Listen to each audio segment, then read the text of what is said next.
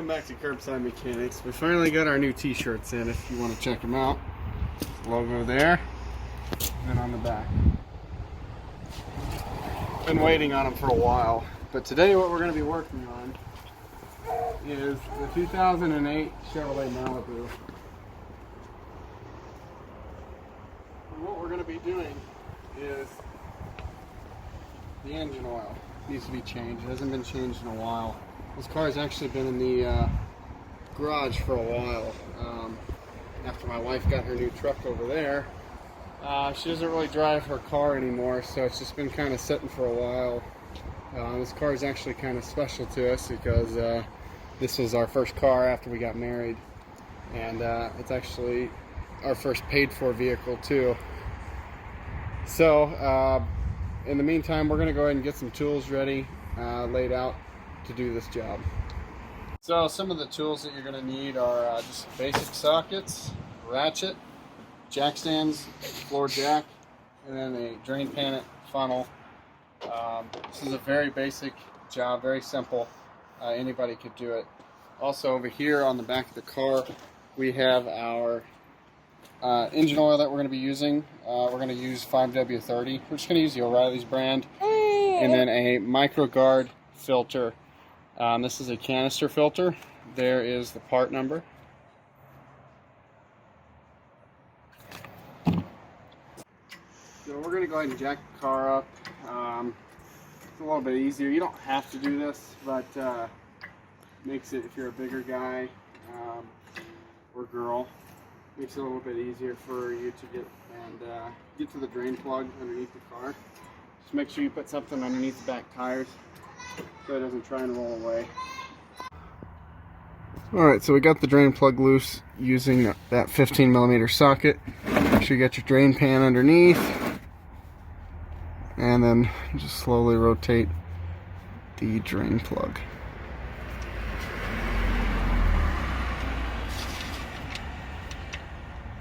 When you think you got it loose, go ahead and pull away quickly. It's less of a mess. But what we're going to do now is let that drain, and we're going to go ahead and get ready to get our pull our oil filter off. Okay, so now we're going to go ahead and tighten our drain plug. The oil is done draining, so it doesn't have to be super tight, just tight enough to where it's not going to leak. Now we are going to go to the top of the engine bay here and go ahead and start taking off our oil filter.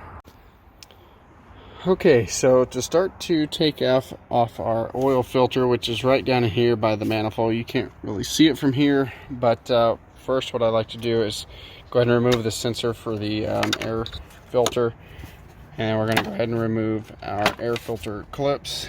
I think there's just 2 of them, and I like to take this completely, not off, but out of the way, so we have more room to work.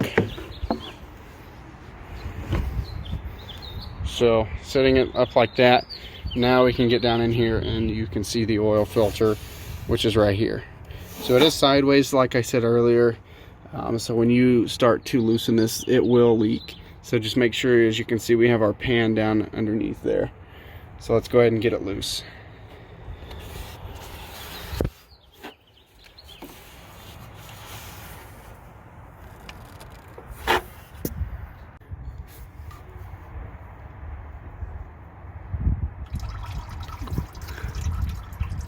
As you can hear, it's draining into our pan now. Just let it drain for a minute.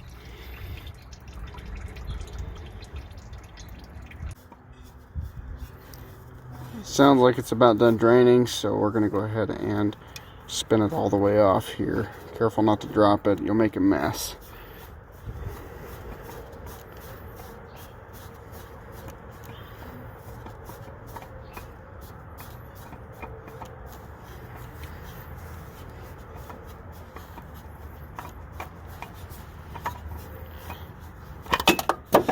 Yeah, don't drop it like I did. So it's important that you make sure that the O-ring that's on your oil filter came off. So we're just gonna go ahead and down underneath the car.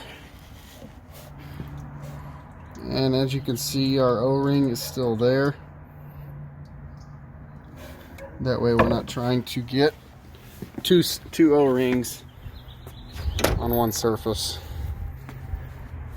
So now all that's left to do is put the new oil filter on and then fill the engine up with engine oil. So I'm gonna go grab the filter and I'll be right back. Before I put the filters on, I always like to just kind of size them up next to each other, make sure they're the same size. The importance really is the diameter, and then the diameter of the thread hole there, and make sure it has a new O-ring, and make sure you put some, you can use new motor oil or used motor oil, it's your preference really, but make sure you go ahead and put some on that new O-ring before you go ahead and put it on the car. So we're just gonna get this down in here. Sorry, I'm trying to get the best shot possible.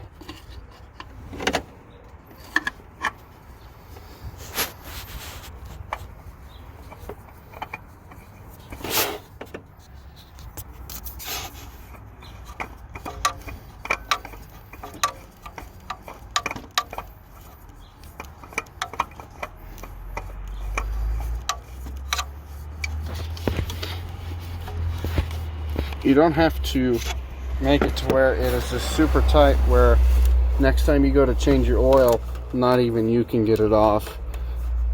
It doesn't have to be super tight, you know, it's just tight but not over tight. So now all we have left to do is fill up our engine oil. So we're going to go ahead and get this air filter cover back on, and make sure you put the sensor line back on here. So we got our sensor on.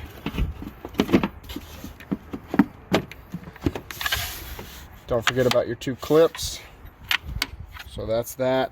So now what we need to do is fill our engine. So this is going to be the fill hole here. We already removed the cap. Your cap does say what type of oil to use, so just for those of you who did not know that. And we, like I said, are going to use, let's see here, the O'Reilly's brand oil. It takes about 5.5 quarts, so you will have to buy that 6 quart, but you will not use the full bottle. These are 1 quart bottles, and there should be 5 quarts in here.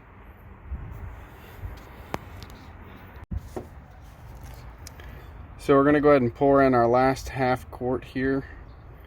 Again, make sure you don't pour the entire quart in. So we're just going to go ahead and check it. Got a little bit more to go.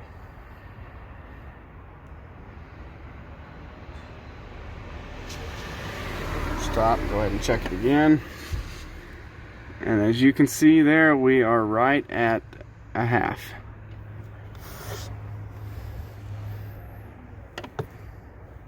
I'm gonna go ahead and grab our cap for that, way we don't spill it. Something that's always important to do is, you know, take your fill cap, check it, make sure you don't have any, sorry, I'm trying to get it to focus. There we go. You want to make sure you don't have any like white, like silky, slimy looking stuff that could indicate, you know, a bad head gasket or water in your oil, or moisture I should say in your oil. Make sure that O-ring that goes around the filler cap there isn't all dried and cracked. If so, you'll have to go to your local parts store and buy a new one. They do have them and they're not too expensive. So now that we've got the engine oil in the motor and got the filter on, you need to go ahead and check our engine oil.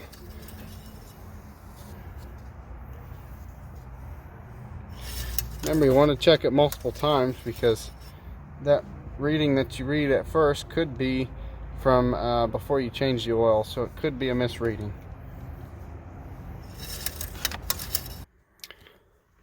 Alright, so now that we got the oil all changed, we need to go ahead and make sure we reset our oil life on our HUD here. So first thing you're going to want to do is hit the info button until it displays the oil life. So our oil life is 15%. So what you're going to do is press the enter and the info button simultaneously. Hold it down for about 3 seconds. When you release, it says oil life reset. Go ahead and hold enter. It should say acknowledged. And then see oil life 100%. So now that we got that done, the job is complete. Alright everyone, so that's how you change the oil on a 2008 Chevrolet Malibu. If you have any questions or need additional info, feel free to leave it down in the comment section below. Otherwise, please like and subscribe to our channel, and it would be much appreciated. And keep the notification bell on for future videos. So we'll see you next time.